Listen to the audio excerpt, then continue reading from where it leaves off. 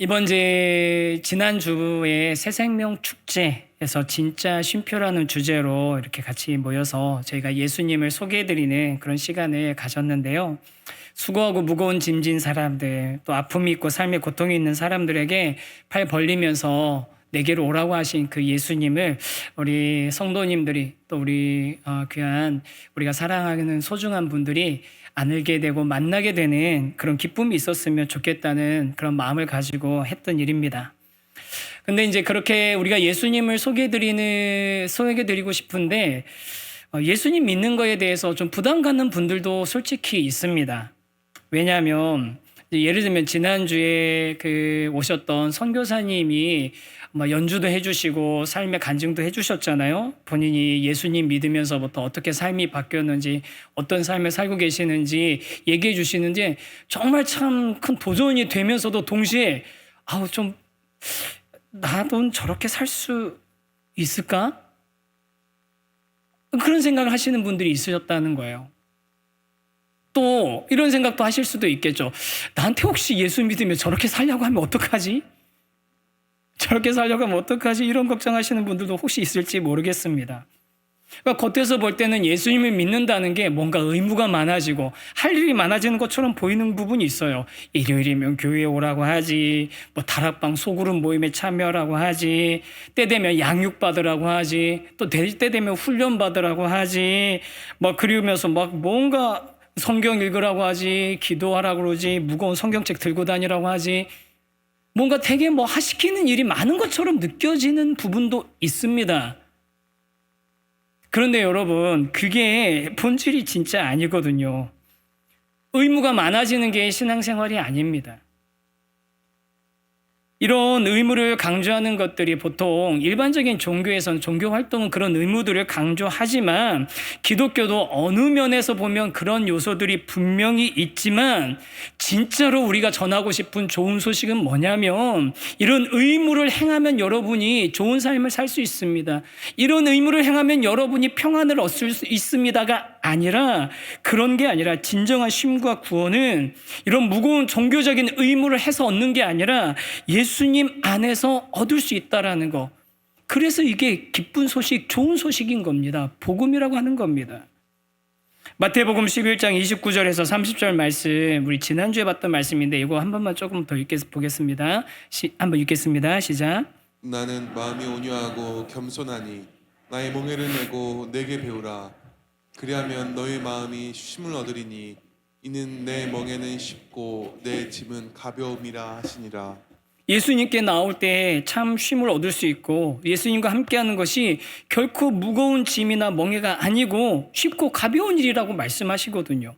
그런데 우리가 이 글을 읽으면서 이런 의문이 생길 거예요. 아니 어떻게 짐을 지는데 그게 가벼울 수 있지? 멍에 아시잖아요. 짐승한테 물건을 이렇게 수레를 끌거나 하기 위해서 메우는 걸 멍에라고 하지 않습니까? 아니 어떻게 이 멍에를 메고 있는데 가벼울 수 있지? 제가 이제 우리 세우신 교회에 불개척하기 이전에 사역했던 분당 우리 교회에 12년 동안 있으면서 많은 그런 저에게 유익한 것들이 많이 있었거든요. 그 중에 하나가 뭐냐면 진짜 많은 것들이 있는데 그 중에 하나가 뭐냐면 제가 여러 영역에서 보고 배울 수 있는 좋은 동역자들이 있었다는 겁니다. 물론 분당 우리 교회 담임 목사님이셨던 이찬수 목사님께는 더할 나위 없이 제가 많은 것들을 배웠고 담임 목사님 이찬수 목사님뿐만 아니라 여러 동역자들이 있는데 이 동역자들에게 선배든 후배든 제가 배울 일들이 굉장히 많았던 거예요. 제가 아직 경험이 부족할 때는 어떤 팀에 들어가서 선배들과 함께 사역을 하면서 이런 정신을 가지고 이렇게 해 나가는 거구나. 겉에서 보이는 것 말고 그 밑에서는 이런 것들을 준비하는구나. 이런 것들을 배웠고요. 또 반대로 제가 이끌어 나갈 때는 저와 함께했던 그런 동역자들이 마음을 다해서 지지해주고 함께해주고 힘을 모아주고 해주는 그런 것들을 느끼면서 할만하구나. 재밌게 그 일을 해나갔던 그 경험들이 저에겐 굉장히 유익했거든요. 그래서 실제로 제 분당 우리 교회에 있을 때 어떤 일 때문에 이찬수 목사님을 만나가지고 이제 상의하고 나가려고 하는데 목사님이 저한테 툭 물어보시는 거예요. 정 목사, 요즘 교역자들 좀 분위기 어때? 그래서 제가 목사님, 더할 나위 없이 좋습니다. 최고입니다. 뭐라도 할 수 있습니다, 지금. 제가 그렇게 당당하게 말씀드렸던 때가 있습니다. 지지해주고 든든하게 곁에서 함께해주고 또 힘을 나눠주는 그런 동역자, 사람의 동역자들만 만나도 뭐라도 할 수 있을 것 같고 그 안에서 뭐라도 시도해 볼 수 있을 것 같은 그런 자신감이 생기는데, 여러분, 하물며 참 하나님이신 예수님을 만나는 게, 그분과 함께하는 게 우리에게 어떻게 짐이 되겠습니까? 오히려 우리 인생의 많은 짐들이 가벼워지고 우리의 멍에가 쉬워지는 그런 기회가 된다는 것을 여러분들이 경험하시게 되고 알게 되시기를 주님의 이름으로 축복합니다. 이 자리에 오신 사랑하는 여러 성도 여러분, 우리 개인들이 감당해야 되는 인생, 사실은 정말 까다롭고 예측할 수 없는 여러 변수들이 많이 있는 그런 장기적인 프로젝트입니다. 인생에서 처음 겪어보는 일들이, 그런 변수들이 우리 삶을 정말 뿌리부터 흔드는 일들이 얼마나 많이 있는지, 그런 일들이 얼마나 많은지 모릅니다. 혼자서 도저히 감당이 안 되는 거죠. 해결이 안 되는 문제들이 있는 거죠. 질병, 사고, 재정, 직장, 관계, 남편의 문제, 아내의 문제, 자녀의 문제, 뭐 셀 수도 없이 하는 문제들, 그런 변수들이 우리 삶에 도처에 있습니다. 그래서 사람들이 하는 노력이 뭡니까? 이 변수를 최대한 줄여보려고 하는 거예요. 변수를 최대한 줄여보려고, 예측 가능한 범위 안에서 뭔가 내 삶이 일어나게 해보려고, 그래서 돈도 벌어놓고 저축도 하고 투자도 하고 건강관리도 하고 운동도 하고, 그러면서 뭐 공부도 하고, 그 다음에 무슨 하여간 뭐 이런 것들 막 여러 가지 노력들을 하는 이유는 뭡니까?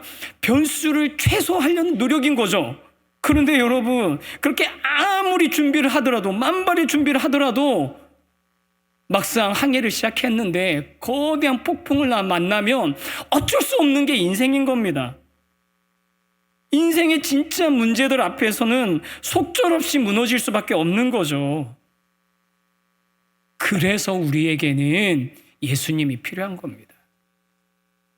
이 모든 문제를 아시는 분, 이 모든 문제를 해결하실 수 있는 분, 특히 겉으로 드러나는 현상의 문제들 뿐만 아니라 아주 근본적인 문제의 그 원인을 알고 계시고 그것을 해결해 주신 분이 예수님이기 때문에 예수님을 만나는 것이 쉼이 되고, 예수님을 만나는 것이 우리에게 좋은 소식이 되는 거죠.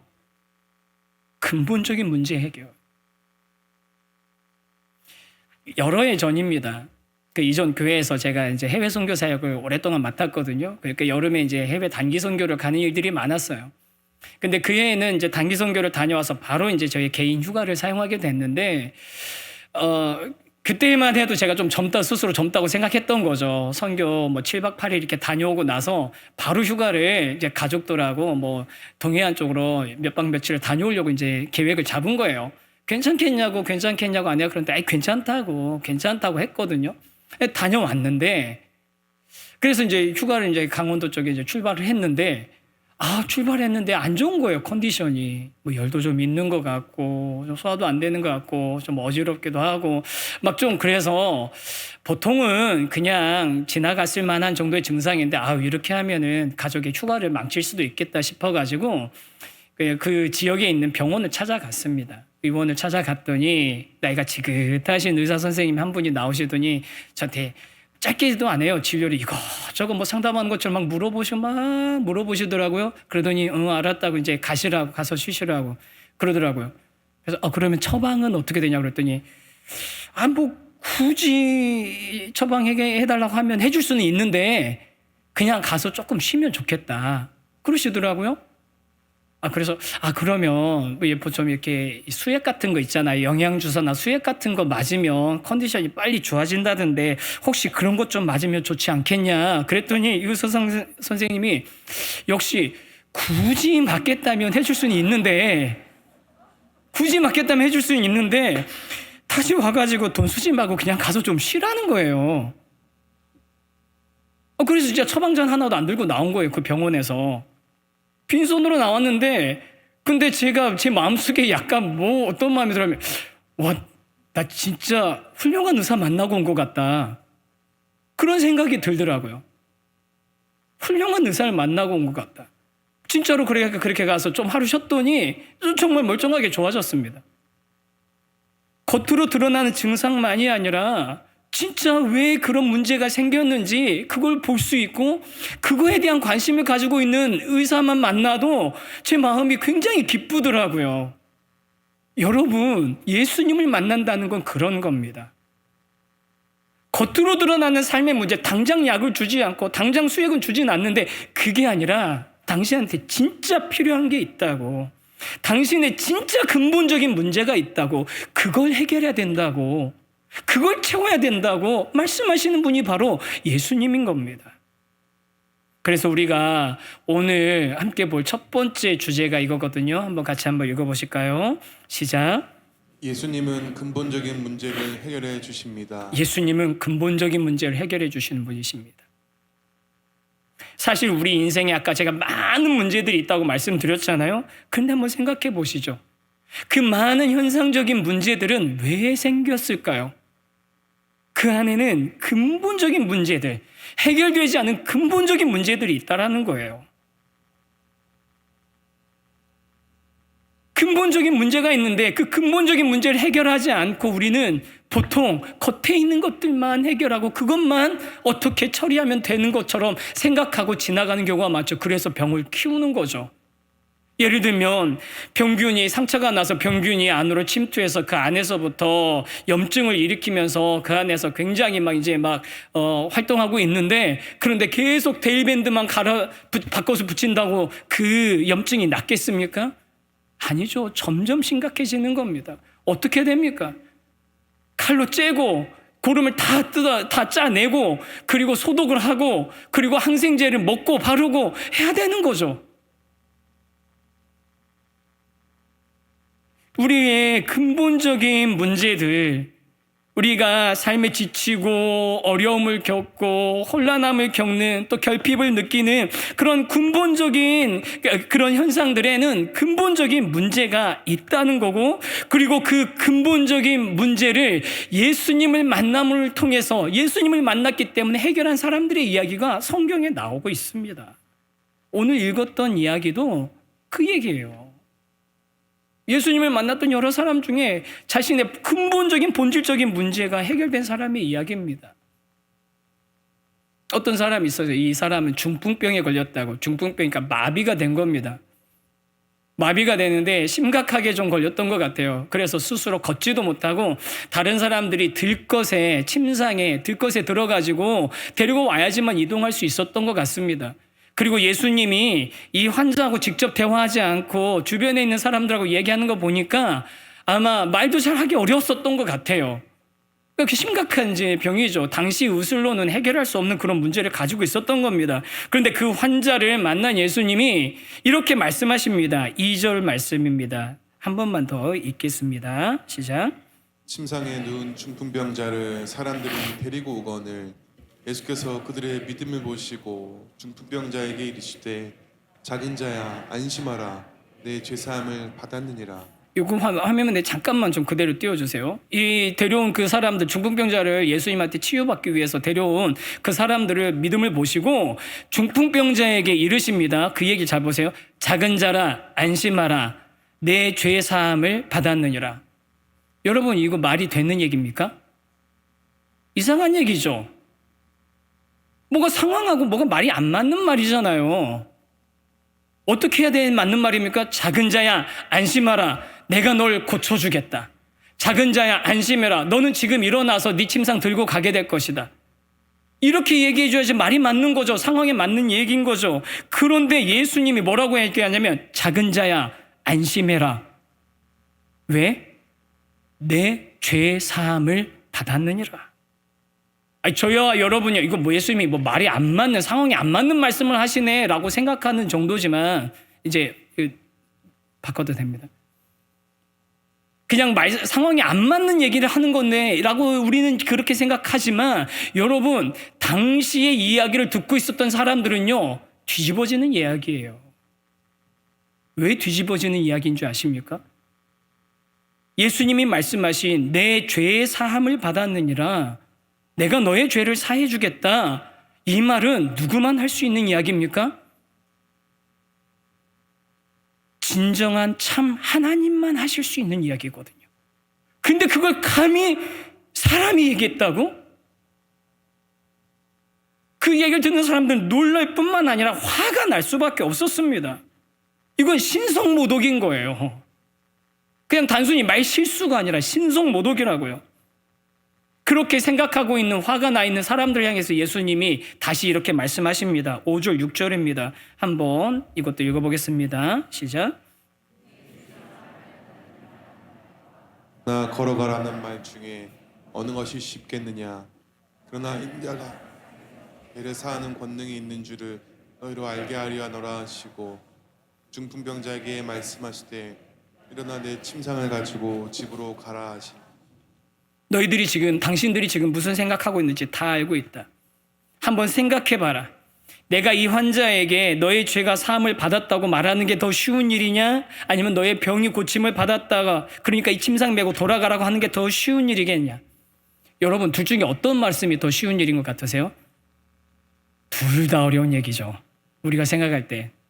그런데 예수님이 그 전에도 사람들을 고치시고 또 이후에도 병자들 고치신 일들이 많았거든요. 그래서 병을 진짜로 고치실 수 있는 예수님의 입장에서는 사람들이 쳐다보고 있는데, 자, 내 병일 내가 고쳐줄 테니까, 너 병 고침 받을 테니까 일어나서 침상 들고 이제 돌아가라 라고 말씀하시는 것. 이렇게 말씀하시면 사람들은 어떻게 했겠습니까? 반응이, 우와, 저분 대단한 분이야. 어떻게 저런 병을 치료해 줄 수 있지? 막 환호하고 어쩌면 추앙하고 따르겠다고 막 했었겠죠. 그러지 않겠습니까? 야, 내가 네 병 고쳐줄게 하면 진짜로 병이 고쳐졌어요. 당연히 사람들 박수를 치면서 환호했겠죠. 그런데 예수님은 그렇게 얘기하지 않으시고 뭐라고 얘기하십니까? 내 죄 사함을 받았느니라. 근데 이렇게 말씀하신 데는 의도가 있으시다는 거예요. 실수가 아니라. 예수님이 말실수하신 게 아니라 분명한 의도와 목적을 가지고 계셨습니다. 그 의도와 목적이 뭡니까? 예수님 자신이 이 세상에서 죄를 사하는 권세, 능력, 파워를 가지고 계심을 사람들에게 알게 하기 위해서 내가 이렇게 말한 것이다 라고 분명하게 말씀하셨습니다. 마비되어 있다는, 움직일 수 없는 지금 현상적인 문제뿐만이 아니라 인간이 가지고 있는 가장 근본적인 문제, 죄라는 그 문제를 해결하기 위해 내가 이 세상에 왔고, 그 문제를 내가 해결할 능력이 있다라고 선언하신 거예요. 사랑하는 성도 여러분, 우리가 예수 그리스도를 만나야 되는 이유는요, 예수님이 그냥 좋은 분이어서가 아니라 예수님만이 우리 인간에게 가장 근본적인 문제가 되는, 가장 중요한 문제가 되는, 가장 뿌리가 해당되는 문제가 되는 죄의 문제를 해결해 주실 수 있는 유일한 분이시기 때문입니다. 그래서 여러분, 예수 믿으라고 하시는 겁니다. 우리가 두 번째 주제에 같이 한번 읽어보겠습니다. 가장 근본적인 문제는 죄입니다. 인간의 가장 근본적인 문제가 죄이기 때문입니다. 죄. 교회에서 죄에 대해서 얘기하는 거 불편하신 분 있으시죠? 내가 무슨 그렇게 죄를 졌다고 자꾸 죄인 그러냐라고 하시는 분 분명히 있습니다. 그리고 요즘 들어서 죄의 이야기는 별로 교회에서 인기 있는 주제도 아닙니다. 죄에 대해서 너무 강조하면 약간 사이비 같아 보이기도 하고 그러나 봐요. 그런데 여러분, 성경에서는요, 분명하게 인간이 도저히 스스로 해결할 수 없는 근본적인 문제를 가지고 그런 상태에 놓여 있다라고 얘기하고, 그것을 가리켜서 죄라고 얘기합니다. 여러분, 이거 잘 기억하셔야 돼요. 교회에서 이야기하는, 성경에서 이야기하는 죄는요, 세상에서 말하는 윤리적인, 법적인 그런 문제를 일으키고 그것을 비도덕적인 일을 해가지고 사람들의 비난받을 만한 행동을 하는 그런 것을 가리켜서 죄라고 얘기하는 게 아니라, 그런 일들을 행하게 되는 상태, 그런 일들을 행할 수밖에 없는 그런 상태에 있는 것을 죄라고 얘기하는 겁니다. 그럼 왜 어쩌다가 인간이 그런 상태가 됐느냐? 사실은 2주 전에 제가 좀 간단하게 설명을 드렸거든요. 우리 인간이, 하나님이 창조하신 인간이 하나님과의 관계 안에서 풍성한 삶을 누리고 있었는데, 우리가 그 하나님 대신에 하나님이 되고자 하는 마음, 내가 세상의 중심이 되고 내가 우주의 중심이 되고 내가 주인이 되고자 하는 그 마음 때문에 하나님과의 관계가 깨어져 버린 겁니다. 하나님과의 관계가 깨어지고 하나님으로부터 더 이상 공급받지 못하고 자원을 공급받지 못하고 내 스스로 살아가야만 되는 그런 상태, 이걸 가리켜서 죄라고 얘기하고, 신앙의 우리 선배들은 이렇게 죄인인 상태를 뭐라고 얘기하냐면요, 오염됐다라고 합니다. 그 마음이, 그 내면의 깊은 곳이 오염됐다라고. 쉽게 생각해 보면요, 여러분 중에 혹시 나는 진실을 말하면 도저히 못 견뎌, 나는 거짓말만 해야 돼, 그렇게 생각하면서 거짓말만 하고 사시는 분 혹시 계시나요? 나는 기회만 되면 내가 사람들을 속이고 기회만 되면 사람들을 어떻게 거짓말로 할 거야, 이런 생각하고 계시는 분 혹시 계세요? 계시다면 회개하십시오. 그건 범죄입니다. 사기입니다. 그런 사람들 간혹 있죠. 그런데 대부분 우리는 거짓말을 언제 합니까? 아주 치밀하게 계산해서 의도를 가지고 거짓말하는 게 아니라 그냥 갑자기 어떤 상황이 되면 툭 튀어나오는 거잖아요, 거짓말이. 왜요? 그 상황에 내 책임을 모면하려고 그냥 그 상황에 툭 튀어나오는 게 거짓말입니다. 우리가 자녀들 길러보신 분들은 다 아시잖아요. 그 맑고 초롱초롱한 그 눈망울을 가진 그 아이들이 갑자기 거짓말을 툭 뱉을 때 혼란스럽죠. 도대체 저 거짓말은 어디서 온 것인가? 누가 가르쳐줬나? 뭐 심리학자들은, 또 뇌과학자들은 그래서 막 여러 가지 그런 원인으로 이것들 갖다 증명해 보려고 하지만, 여러분, 성경은 분명하게 얘기하고 있습니다. 인간의 깊은 곳에 근원적인 오염이 되어 있는 상태를 죄라고 하는 겁니다. 근원이 오염되어 있는 상태. 이걸 또 하나 비유로 드리자면요, 여러분, 큰 건물마다 이렇게 물탱크가 있잖아요. 물탱크가 있는데 여러분, 이 물탱크가 오염됐다고 한번 생각해 보시죠. 그러면 이 물탱크에 연결되어 있는 모든 수도 쓰는 곳들은 다 어떻게 됩니까? 어떤 물이 나옵니까? 오염된 물이 나오죠. 그런데 물을 틀었는데 오염된 물이 나왔다고 해서 그 수도꼭지 있는데 거기를 깨끗이 닦는다고 그 물이, 깨끗한 물이 나옵니까? 아니, 그러면 그래, 수도관을 아예 다 바꿔버리자고 수도관을 바꿨다고 해서 깨끗한 물이 나올까요? 아니에요. 근원적으로 물탱크가 그 깊은 곳이 오염돼 있기 때문에 어디를 틀든 무슨 짓을 하든 물은 오염된 물이 나올 수밖에 없는 겁니다. 이게 바로 죄라고 하는 거예요. 인간의 상태, 오염되어 있는 상태.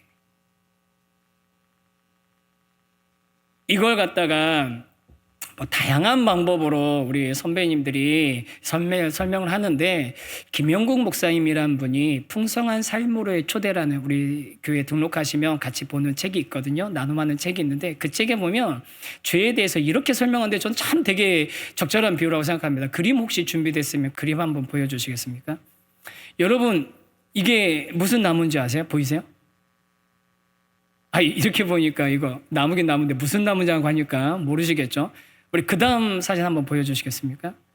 자, 이거 무슨 나무 같이 보이세요? 어떻게 저게 사과로 보이세요? 우리 사과나무로 하시죠. 사과나무입니다. 어떻게 사과나무라고 생각하셨어요? 맺혀 있는 게 사과처럼 보이니까, 사과가 보인단 말이에요. 그러니까 사과나무네 라고 생각할 수 있었죠. 자, 그런데 여러분, 그 다음 사진 한번 보여주시겠어요? 이 나무는 무슨 나무일까요? 이 나무 무슨 나무일까요? 왜 이렇게 혼란스러워 하시지? 아까 그 나무잖아요, 사과나무. 아까 그 나무인데 뭘 이렇게 복잡해 하세요? 그 나무예요. 그 나무 그대로 그냥 이파리하고 열매만 없어졌잖아요. 사과나무입니다. 이파리가 없어도, 열매가 없어도 사과나무예요. 겨울이 돼서 다 떨어졌어도 사과나무입니다. 근데 저것만 보고서 처음부터 저거 보여주면 사과나무라고 생각 못 했겠지만, 근데 뭐 과수원집 아저씨들은 알 수 있겠죠. 길러보신 분은 알 수 있겠죠. 근데 그 다음 사진 한번 보여주실까요? 이 나무는 도대체 무슨 나무일까요? 이것도 사과나무입니다. 잘렸을 뿐이지. 사과나무죠. 이게 죄를 설명하는 굉장히 중요한, 아주 좋은 그런 인사이트라고 하거든요. 우리 두 번째 그림 한 번만 다시 한번 보여주시겠어요? 두 번째 그림.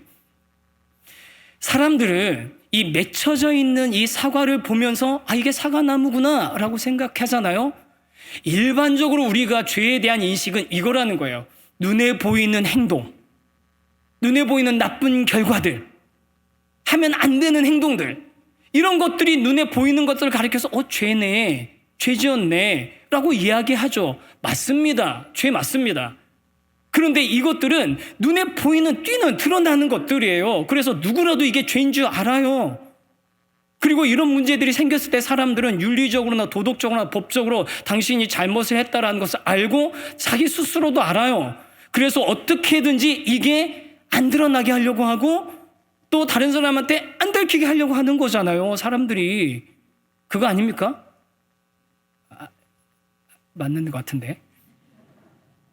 제가 유튜브에 어떤 영상 하나 봤는데 어떤 이제 트러커가 쫙 가다가 신호 위반을 한 거예요. 근데 신호 위반을 했는데 경찰이 딱 잡았어요. 그러면서 그 운전사한테 물어보는 거예요. 지금 신호 못 봤습니까? 그랬더니 봤습니다. 그랬더니 근데 왜 신호 위반했어요? 트럭 운전사가 뭐라고 했는지 아십니까? 당신은 못 봐서 그랬습니다.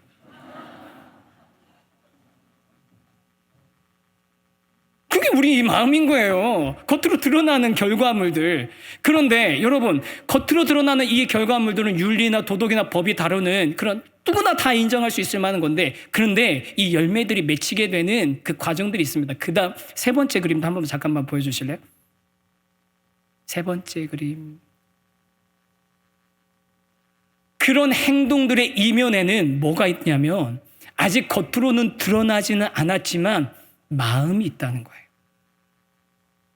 내 의도는 들키진 않았지만, 내 마음은 들키진, 생각은 들키지 않았지만 감춰져 있는 아직 열매로 맺혀지지 않은 그 마음이 그 안에 숨겨져 있다는 겁니다. 그런 경우들이 많잖아요. 화가 나고 막 어떻게 하고 싶고 비난하고 싶고 또 그 다음에 다른 사람이 해하고 싶고 막 그런 마음들이 막 있는데 그게 아직 열매로 드러나지 않은 상태인 경우도 있는 거예요. 가지만 있는 경우. 근데 이거는 사람들이 겉으로 볼 때는 모르죠. 저 사람이 저런 마음을 품고 있는지 모른단 말이에요. 드러나지 않아요. 대신 이 드러나지 않고 있는 마음의 문제를 어디서 주로 다룹니까? 대부분의 종교들이 다루죠. 대부분의 종교들이 그 마음을 수련하라고, 마음을 내려놔라, 뭐 이런 얘기들, 어느 종교나 다른 이런 얘기들을 하잖아요. 여러분, 그런데요, 기독교는요, 이 이상의 것이 있습니다. 뭐냐면 그 다음 사진 한번 보여주시겠습니까? 네 번째 거, 뿌리의 문제라는 거예요. 여러분, 종교는 보이지 않는 마음의 문제, 열매가 맺히기 이전에 마음의 문제를 다루는 거라면요, 기독교의 복음은 뭐냐면요, 그 근원이 되는 뿌리에 되는 죄의 문제를 다루는 겁니다. 예수 그리스도가 필요한 이유는요, 우리가 이 뿌리의 문제, 죄의 문제를, 근본적인 그 근원의 문제를 해결하지 스스로 해결할 수 없기 때문에 예수님이 우리에게 필요한 겁니다. 모든 인간들이 이 문제를 가지고 있는 거예요. 그 다음에 제가 준비한 사진 좀 한 번만 보여주시겠습니까? 지난 추석쯤에 개봉했던 영화 어쩔 수가 없다라는 영화가 개봉이 되는데 한 200만 명 이상 보셨다고 하더라고요. 보신 분도 혹시 있으실지 모르겠어요. 그런데 저는 이제 영화는 못 보고 영화 이렇게 막 해설해 놓은 것만 봤고 이제 책만 봤습니다. 책 X라는 이 책을 봤는데 웨스트레이크의 소설 X를 이 책으로만 봤는데 주인공이 뭐냐면 제지회사를 다니다가 그러면서 꽤 그냥 나름 성공하고 자신의 안전한 삶을 이뤘다고 생각했는데 중견 간부가 되면서 안정적인 삶을 이뤘다고 생각했는데 하루아침에 해고되면서 그러면서 이 해고된 상태에서 자신이 다시 복직하기 위해 어떻게 하냐면 가짜 제지회사를 만들어서 취업 광고를 내서 자기와 비슷한 수준의 경쟁자들을 선별해가지고 그들을 죽이는 거예요. 그들을 죽여요. 자기 경쟁자들을 제거하고 마지막 그 자리를 차지하고 있는 사람을 죽이는 게 그게 영화와 책의 내용인데요. 그러면서 그 경쟁자를 죽이는 장면에서 영화에서 보니까 계속 이렇게 하면서 주인공이 말하면 어쩔 수가 없다. 어쩔 수가 없다. 진짜 그게 어쩔 수가 없는 일입니까? 영화를 보는 사람들은 다 동의하지 않을 거거든요. 책을 읽은 사람 저 동의하지 않거든요. 정말로 그게 어쩔 수 없는 일이 아니라는 거예요. 그런데 이 사람은 스스로 자기 최면을 거는 거죠. 이거 어쩔 수가 없어. 뭘 위해서 어쩔 수가 없습니까? 내가 살기 위해서. 내가 일어났던 그 낙원을 다시 내가 스스로 회복하기 위해서 이건 어쩔 수 없어. 그러면서 경쟁자들을 죽여버립니다. 여러분, 아니 어떻게 그게 어쩔 수 없는 일이에요. 그렇게 아무리 내가 그 자리가 다시 재취업이 필요하고 내 직장이 필요하다고 해서 그 경쟁자들을 죽이는 게 어떻게 어쩔 수 없는 선택이냐고요. 이게 바로 인간의 죄악된 뿌리의 이야기입니다. 처음에 시작할 때 직장이 안정적일 때 풍요로운 삶을 살 때는 전혀 드러나지 않고 있던 그 마음의 뿌리의 문제가 드러나는 거예요. 상황과 환경이 되면 꽃도 피고 열매도 맺는 겁니다. 뿌리의 문제라는 거예요. 아까 그 그림 보여드렸던 그 그림에 나오는 그 책인 김용국 목사님의 책에 또 다른 이야기가 하나 나와요. 그 이야기에 보면 이제 이 목사님이 친구에게 복음을 전하고 싶었던 것 같아요. 우리는 죄인이기 때문에 예수님이 필요하다. 그랬더니 이 친구가 동의하지 않는 거죠. 내가 무슨 죄인이냐. 나 제법 윤리적으로 살았고 나 기부도 많이 하고 착한 일도 많이 하고 난 죄인 아니다. 그러니까 나는 예수가 필요하지 않다. 네가 말하는 거에 동의할 수 없다. 하면 친구가 거절을 한 거예요. 그래서 이제 지내는데 이 친구분이 아마 이제 회사 같은 거 운영하고 공장이 있었던 것 같아요. 근데 공장에서 사람이 기계에 다치는 사고가 난 겁니다. 그 소식을 듣고서 막 부랴부랴 준비해가지고 가는데 자기 속에서 무슨 마음이 들었냐면 이 일 때문에 우리 회사에 피해가 일어나면 손해가 생기면 어떡하지? 하는 그런 생각이 먼저 퍼뜩 들더라는 거예요. 그리고 그 생각이 들었을 때 이분이 소스라치게 스스로 놀라는 거죠. 난 죄인 아니라고 생각했는데 나는 그렇게 그 사람이 얘기하는 교회에서 얘기하는 죄와 상관없는 줄 알았는데 사람이 다쳤는데 그 사람이 얼마나 다쳤는지 치료를 어떻게 해줘야 되는지 가족들을 어떻게 위로해줘야 되는지 어떻게 이 문제를 방지해야 될지 그런 게 생각이 드는 게 아니라 이것 때문에 내가 손해보면 어떡하지? 우리 회사에 지장이 있으면 어떡하지? 그거 먼저 생각이 나더라는 거예요. 그래서 자기가 자기 마음속에 깊숙이 상황과 환경이 안 됐기 때문에 드러나지 않았을 뿐이지 뿌리 깊은 바다 땅 밑에 숨겨져 있는 뿌리를 보게 됐다는 거죠.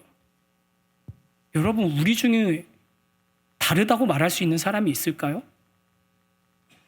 저를 포함해서 우리 중에 다르다고 나는 아니라고 말할 수 있는 분이 있으십니까?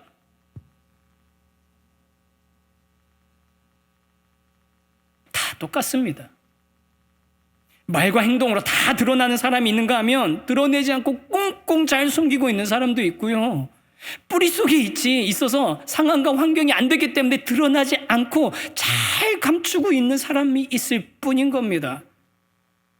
그래서 인간에게는 그런 상태로 인해서 여러 가지 문제들이 끊임없이 발생할 수밖에 없는 것이고요. 그런 상태에 놓인 우리 인간이 가지고 있는 치명적인 문제가 하나 있습니다. 그게 뭐냐면 이 근본적인 문제를 스스로 해결할 능력이 아무도 없다는 거예요. 이 문제를 그래 내가 죄인인 것까지 인정해. 그럼 내가 해결하면 되잖아. 내가 잘 살아보면 되잖아. 내가 노력하면 되잖아.